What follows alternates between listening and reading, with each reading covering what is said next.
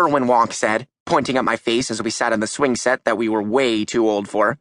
Irwin and I had been friends ever since kindergarten, after discovering that we both liked to use potato chips to scrape the ice cream off our ice cream sandwiches. He was a pretty good kid, and we went over to each other's houses a lot. One day we decided to be best friends.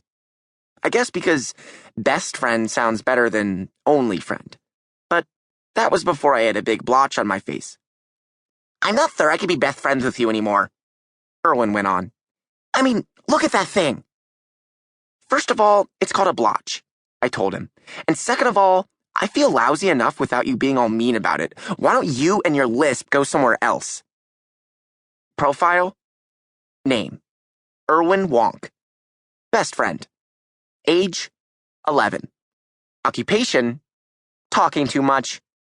Interests: picking his nose when he thinks no one is looking. Irwin looked hurt, and even though he had insulted me first, I felt a little guilty.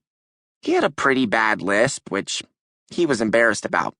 Secretly, I liked his lisp, though, because it sounded really weird, and also because he was less likely to find some other kid to be best friends with.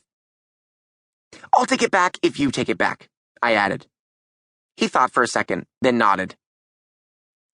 Okay, deal. Let's talk about something else. Let's talk about Daisy. My heart immediately made a weird somersault.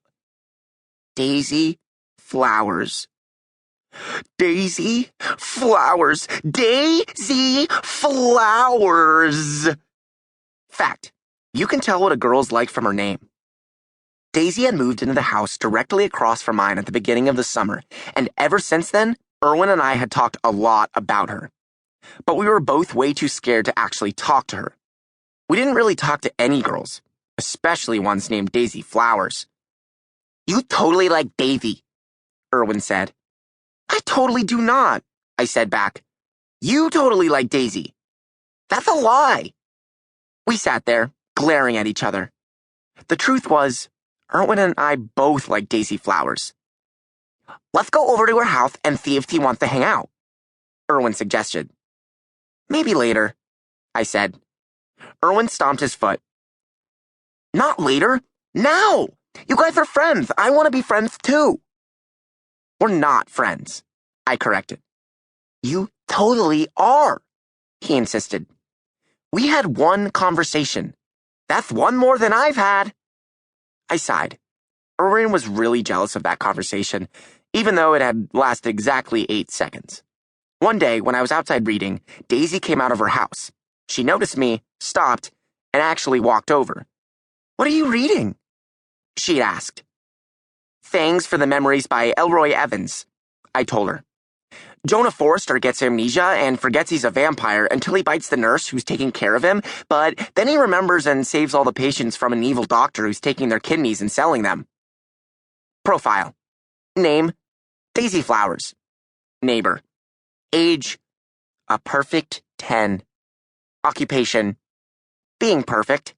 Interests: perfection. That sounds good, Daisy had said. Gross, but good. Well, gotta go. Okay, bye, I'd said. Later, when I told Irwin about it, he got really mad.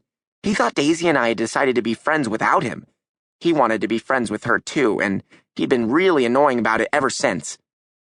Well, I don't care what you do. I'm going over to her house, Irwin was saying now. Yeah, right. Yeah, right yourself. I tried to change the subject. What kind of dog do you think I should get? Do you want to come over tonight and meet him? Irwin shrugged.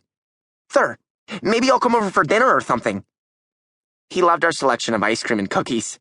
It was one of the side benefits of having a dad home to do the shopping instead of a mom. Did you know Hank Barlow has a cool police dog named Justice? I asked Irwin. I think he's a German Shepherd. Jonah Forrester doesn't have a dog, but I bet if he did, it would be a Doberman Pinscher or something like that. Irwin rolled his eyes. What is with you and Hank Barlow and those stupid Jonathan Forrester books? That police, though, is like 100 years old, and vampires aren't even real. And that's cool you're getting a dog, but it's dumb to talk about what kind because you're just going to go to the shelter and get whatever is available. He glanced back toward Daisy's house. Come on, Let's go over.